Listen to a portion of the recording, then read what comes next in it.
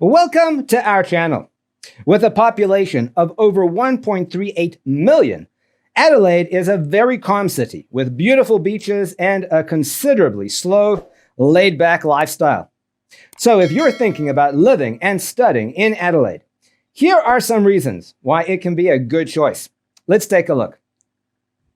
Universities and colleges. Adelaide has a lot to offer in terms of education, which explains why international students prefer Adelaide over other small cities. The universities in Adelaide are ranked pretty well internationally, so obviously you're getting the best education. Now, let's talk about the colleges and universities in Adelaide. TAFE, South Australia. TAFEs are Australia's biggest vocational training and education providers. TAFE South Australia is a government-backed college that is highly regarded by employers all around Australia. If you want to study a diploma course, then this is really the best place to go. However, if you want to pursue education in a university, then of course you have the following options. Firstly, the University of Adelaide.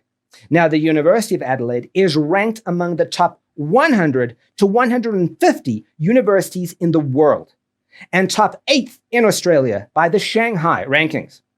Additionally, the University of Adelaide is a member of the Group of 8 and the #1 university in terms of employability, which is very important. But there are other universities to choose from too, and these universities are the University of South Australia, Flinders University, and Torrens University. Rent. It's no surprise that a lot of people are moving to Adelaide, especially considering the cheap accommodation rates in the city. The lowest rent for a 2-bedroom apartment in Adelaide is close to only $300 per week. However, if you opt for a shared living space with your own room, of course, you can get it for $140 a week. Job prospects. Since it is a comparatively small city, there are not as many jobs as in, say, Sydney or Melbourne. But it's significantly easier to get a job as a student in Adelaide than in other smaller cities like Canberra, Wollongong, Darwin, Hobart, and Newcastle. Public transportation.